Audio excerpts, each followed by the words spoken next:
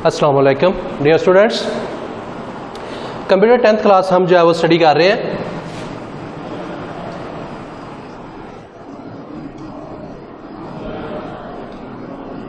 इसमें chapter number 2 data types, assignments, input output statements हमने जो है वो शुरू किया हुआ है। आज का हमारा जो टॉपिक है वो कंकैटिनेशन ऑपरेटर्स, असाइनमेंट ऑपरेटर्स और प्रेसिडेंस ऑफ ऑपरेटर। ये तीन छोटे छोटे टॉपिक्स हैं जो आज के लेक्चर में हम कवर करने की कोशिश करते हैं। कंकैटिनेशन ऑपरेटर्स,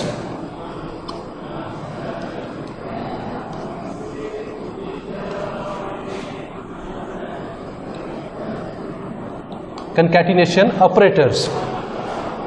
कंकैटिनेशन ऑपरेटर्स की अगर हम बात करते हैं तो ये ऐसे ऑपरेटर्स हैं जो दो पीछे हमने रिलेशनल ऑपरेटर्स में पढ़ा था कंपैरिजंस, ये भी कंपैरिजंस के लिए ही इस्तेमाल होते हैं। अब जाहिर है ऑपरेटर्स की जब भी हम बात करते हैं, हमने अरिथमेटिक के अंदर जो है वो कैलकुलेशंस के लिए इस्तेमाल किया, हमने रिलेशनल के अंदर जो है वो कंपेयर करवाने के लिए, लॉजिकल के अंदर जो है वो एंड और नॉट के साथ हमने उनका जो है वो इस्तेमाल किया। अब कंकैटिनेशन ऑपरेटर्स के अंदर जो है वो एक सिंबल हम इस्तेमाल करते हैं दो वैल्यूज़ को कंपेयर करवाने के लिए, और वो सिंबल है ये प्लस का सिंबल है। अब नॉर्मल आम रूटीन की अगर बात करते हैं तो प्लस का सिंबल तो दो वैल्यूज़ को ऐड करवाने के लिए जो है वो इस्तेमाल होता है, लेकिन कंकैटिनेशन ऑपरेटर्स के अंदर ये प्लस का सिंबल जो है वो हम स्ट्रिंग टाइप्स वेरिएबल्स के साथ जो है वो इस्तेमाल करेंगे। स्ट्रिंग्स के साथ इस्तेमाल करेंगे। स्ट्रिंग का हमने कहा था कि ये ऐसे वेरिएबल्स होते हैं जिन पर हम कैलकुलेशंस जो है वो परफॉर्म नहीं करवा सकते। तो इनके साथ जब दो स्ट्रिंग हम लेते हैं, उन पर उनके दरमियान जब हम प्लस का सिंबल लगाते हैं, सपोज कर लेते हैं कि ये एक P एक K और उसके बाद प्लस का सिंबल और ISTAN, ये दो स्ट्रिंग्स हमने जो है वो ले ली हैं, जिसके अंदर दो वर्ड्स हमने जो है वो पैक करवाए हुए हैं और उसे प्लस के सिंबल के साथ जो है वो हमने ज्वाइंट करवा दिया है।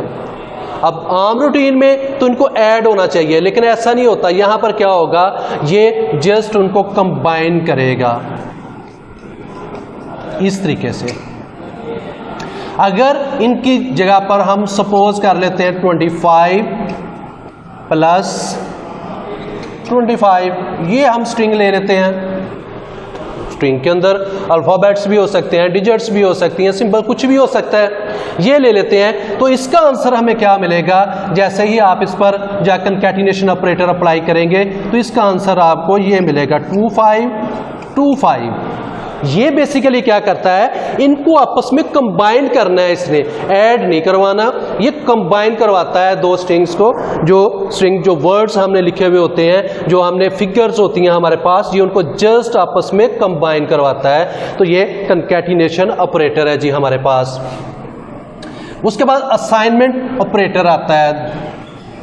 असाइनमेंट स्टेटमेंट और असाइनमेंट ऑपरेटर ऑलमोस्ट एक जैसे ही है, लेकिन यहां पर हम ऑपरेटर की बात करने लगे हैं।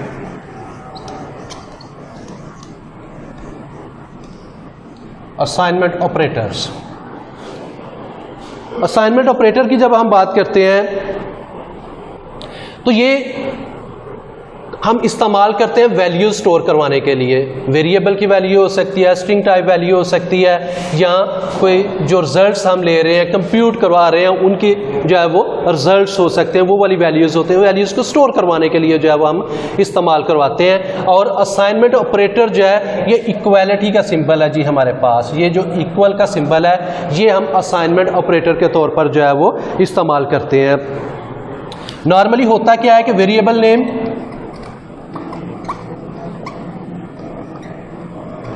उसके बाद इक्वल का सिंबल आता है, और उसके बाद जो वैल्यू हमने इसको असाइन करवानी होती है वो सपोज कर लेते हैं क्लास 10 रोल नंबर 25। ये जो इक्वल का साइन है, ये वाली वैल्यू इस वेरिएबल को जो है वो असाइन करवा रहा है। और हमेशा ही ऐसे होता है कि जो वैल्यू हमने असाइन करवानी होती है वो राइट साइड पर होती है, जो वेरिएबल हम इस्तेमाल करते हैं जिसके अंदर वो वैल्यू स्टोर करनी होती है वो लेफ्ट साइड पर होती है। और इक्वल का सिंबल जो है वो वैल्यू असाइन करवाने के लिए एज असाइनमेंट ऑपरेटर यहाँ पर जो है वो यूज होता है। तो ये चाहे आप स्ट्रिंग टाइप करें या न्यूमेरिक टाइप इसको वैल्यूज असाइन करवाएं, जिस तरीके से भी करवाना चाहते हैं वो करवा सकते हैं। अगर आपने स्ट्रिंग टाइप करवानी है तो साथ डॉलर साइन जो है वो आप मेंशन जो है वो करते हैं। उसके बाद ऑपरेटर प्रेसिडेंस है जी हमारे पास।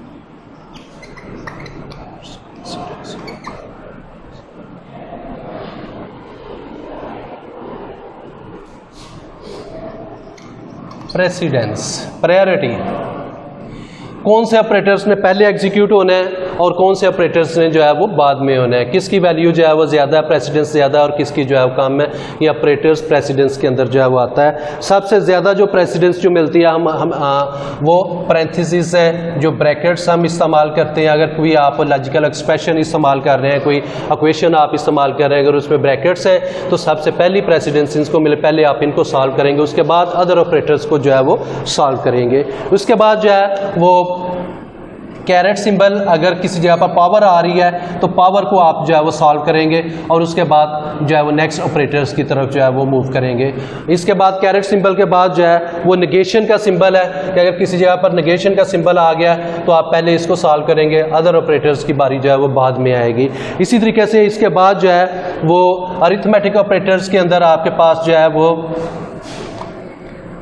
मल्टीप्लिकेशन और डिवीजन,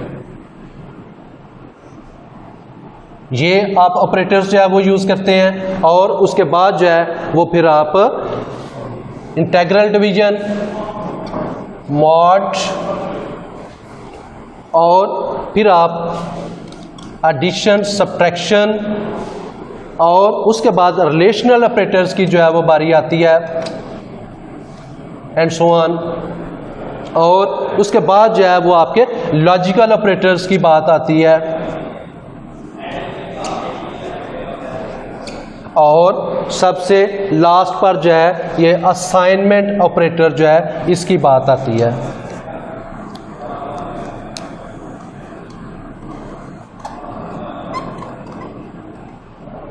असाइनमेंट ऑपरेटर्स की तो ऑपरेटर्स प्रेसिडेंस में सबसे पहले आप ब्रैकेट्स की तरफ मूव करेंगे, उनको सॉल्व करने की कोशिश करेंगे, पैरेंथेसिस को, फिर कैरेट सिंबल जो पावर्स है, उसके बाद नेगेशन का सिंबल्स है, उसके बाद मल्टीप्लिकेशन, डिवीजन्स की आप बात करेंगे, फिर आप इंटेग्रल डिवीजन और मॉड की बात करेंगे, उसके बाद एडिशन सब्ट्रैक्शन की बात करेंगे, फिर आप रिलेशनल ऑपरेटर्स की तरफ मूव करेंगे, उसके बाद लॉजिकल ऑपरेटर्स की तरफ मूव करेंगे और सबसे लास्ट पर जाकर आप जो है वो असाइनमेंट ऑपरेटर को जो है वो सॉल्व करेंगे।